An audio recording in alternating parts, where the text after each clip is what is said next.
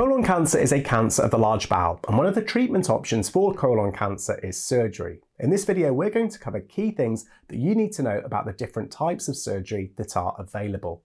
Now, it's important for you to know that there are different types of surgery for colon cancer, and the operation that's most suitable for you depends on where your cancer is, the type and size of cancer, and whether or not your cancer has spread to other parts of the body. Because this is such an individual matter, the team that are caring for you, including your surgeon, should talk you through each of the options, including whether or not surgery is suitable for you, so that you can make an informed decision. Now, there are lots of different types of surgery for colon cancer, and in the next few sections of the video, I'll introduce you to some of the more common ones and give you an overview of what they're called and what they entail. So the first surgery that we're going to discuss is that to remove a small part of your bowel lining, and that's called a local resection. Typically, this surgery is for small, early stage cancers, and with this type of surgery, your surgeon removes the cancer from the bowel lining along with a border of healthy tissue, which is medically known as the margin. So let's think a bit like this. Imagine the tumour is in one part of the bowel. Now, the surgeon will want to cut that tumour out, and they'll also want to take out some of the normal looking surrounding tissue to make sure that they've removed all of the tumour and that small little bits of tumour haven't spread to the surrounding tissue. In this operation, the surgeon uses a flexible tube called a colonoscope to do the operation. The tumour will then be sent off to the lab to be examined under the microscope along with the surrounding tissue. Now, the next surgery to talk about is surgery to remove all or part of your bowel, and this is called a colectomy. This is obviously a much bigger operation than a partial resection. How much bowel your surgeon takes away depends on the exact position and size of the cancer, and the operations have got different names depending on where the cancer is. Now, surgery to remove just part of the colon is called a hemicolectomy or partial colectomy. Now, on the other hand, surgery to remove the whole of the large bowel is called a total colectomy. Now, after your surgeon removes your cancer, they'll want to join the ends of the bowel back together. Sometimes, to give the bowel time to heal, the surgeon will bring out the end of the bowel as an opening on your abdomen or tummy, which is called a stoma. Now, in this next section of the video, we'll talk briefly about the different types of stomas. So there are two different types of stomas, speaking broadly. One is called a colostomy and the other one is called an ileostomy. These might sound complicated, but don't worry because I'll explain each of them now. So the first type of stoma is a colostomy. This is where there is an opening of the large bowel brought out onto the surface of the tummy. Your poo no longer passes through your body through your back passage. Instead, it passes out through the stoma and you collect it wearing a bag that sticks onto the skin over the stoma. On the other hand, an ileostomy is an opening of the small bowel, which is called the ileum, onto the surface of your tummy. When you have an ileostomy, again, your poo comes out through the stoma and it's collected in a bag that sticks over the stoma, and the poo with an ileostomy is usually liquid rather than solid. Now, the stoma is usually temporary, and you normally have another operation to repair the stoma after a few months, which is called a stoma reversal. The surgeon might have to make a permanent stoma, however, if they remove a lot of your bowel, but most people don't need a permanent stoma. Sometimes your surgeon can't tell if you're going to need a permanent stoma until during the operation, and that's because they may not know how big the cancer is or how much of the bowel it's affecting. But your surgeon should explain this to you and also explain how likely it is that you're going to need a permanent stoma before the operation starts. Obviously, they can't make any guarantees, but they might be able to give you a good sense of what this might entail.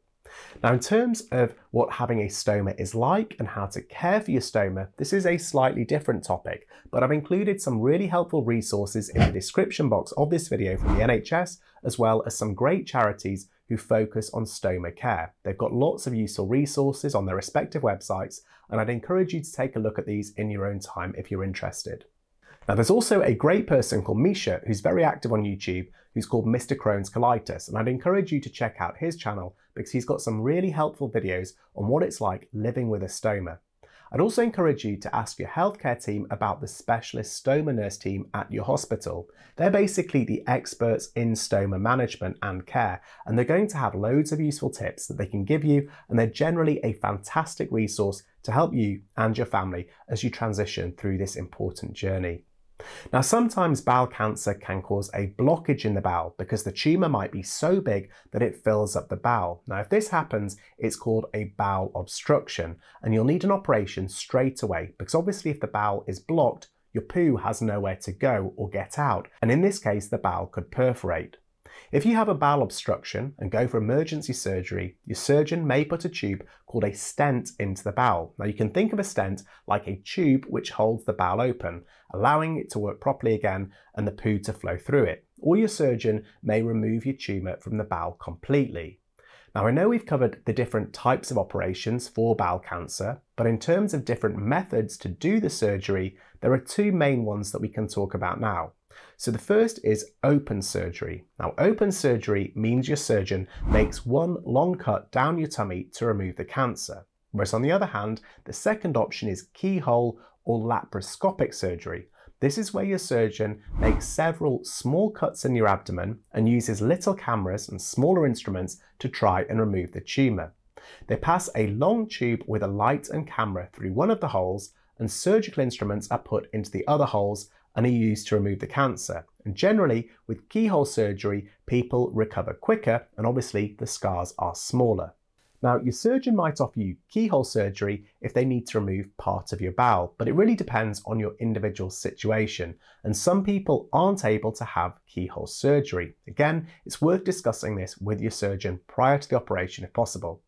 Now, sometimes the surgeon has to switch from keyhole to open surgery during the operation, and your surgeon will talk to you about this before your operation.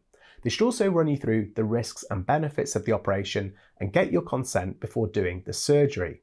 Now, if you're unclear on any of the risks, don't feel worried or embarrassed about asking them to explain it to you again and repeat things if necessary.